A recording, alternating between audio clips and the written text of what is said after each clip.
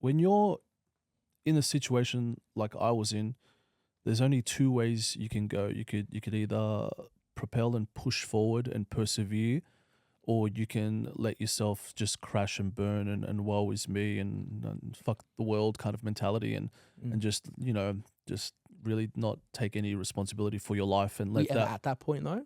I was very close. Yeah. Yeah, I was very fucking close. How close? Um, Look, it's all relative.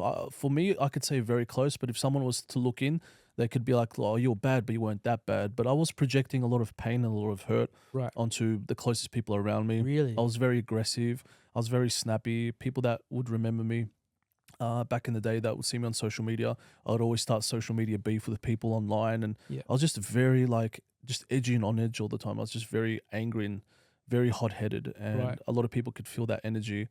And I think over time, bodybuilding was just an anchor to keep myself grounded, and it was like therapy for me. And I Yeah. just kept doing that and that. But then I went down a long and painful road of drugs and drug abuse, and partying, nonstop partying, and Did- just living in the life of like fame Yeah. and partying and the drugs life and all that kind of stuff. And I don't know. Did the drugs like numb it out a bit, where you wouldn't have to feel any of it? Temporarily, yeah, when I Yeah. was when I was using, but then And you got would to just a do it by yourself, like when there was no. Right. I never got that bad, which is Right. why I say it's all relative to how people would think. Yeah. If it was like a really, really big problem, it was more I would do it with people, Right. with okay. company, at parties and social events. Right. I never turned into the type that would be using on my own by myself in a room Right. with no one around. So I never got that bad. It was more like and it wasn't like a daily occurrence of using substances, probably like a weekly, like a Right. Friday, Saturday, Sunday night kind of thing every week, maybe one weekend off. But that to me is still hardcore for like my values and morals and how I grew up. That's like hardcore. But some people, But also, you're in a hardcore situation, bro. yeah. What are But you some gonna people do? would like look at that situation and be like, oh, that's not that bad. Like Yeah. I was addicted to fucking heroin and doing heroin every day. You know what I True. mean? So it's just all relative. But to get myself, I didn't really get myself out of that rut. I just kind of like woke up to myself one day and I just like, I looked at myself in the mirror and I was just like, I was just kind of just disgusted Really? in who I saw. I was just like, whoa, man, like you're skinny, you're weathered, you're Just a from just the drinking junkie. and the partying.